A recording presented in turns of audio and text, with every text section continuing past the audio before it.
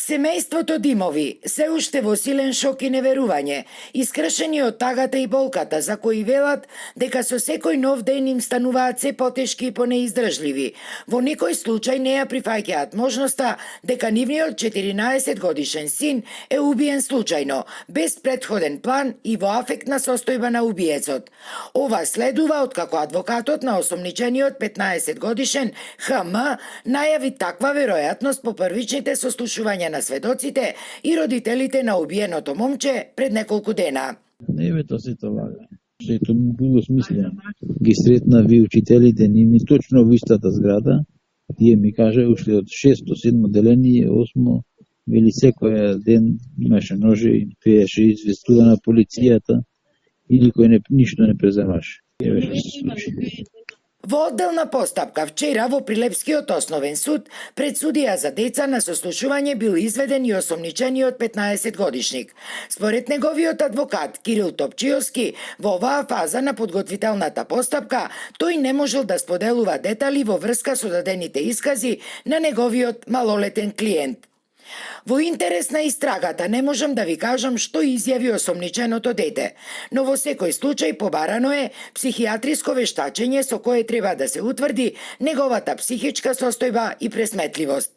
Тој во моментов е во притвор и таму може да остане најмногу до 90 дена. За тој период подготвителната постапка треба да заврши, а предметот ќе треба да биде комплетно подготвен за понатамошно постапување. Во спротивно, после тие 3 месеци, ако не биде оформен предмет, осомниченото дете ќе мора да биде пуштено, согласно Законот за деца, ни изјави Кирил Топчиовски, адвокат на осомниченото дете. Инаку денеска се навршија 9 дена од свирепото убиство на Александар, кое се случи во центарот на Прилеп. Неговото семејство и утрово беше на неговиот вечен дом, а ако и непоследно по објавата на трагичната сторија на Алфа, без никаква материјална надокнада, веќе неколку дена го следува извесен изработувач на надгробни споменици од Скопје. Тој сакаше да остане анонимен.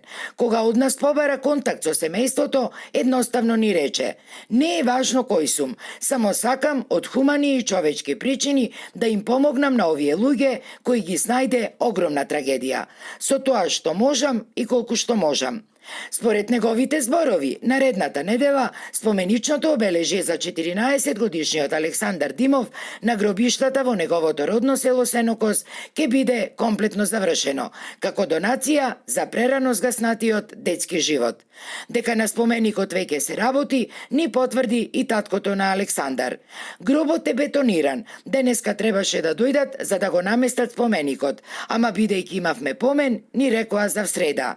Ни рече преблагодарниот татко Тоше Димов.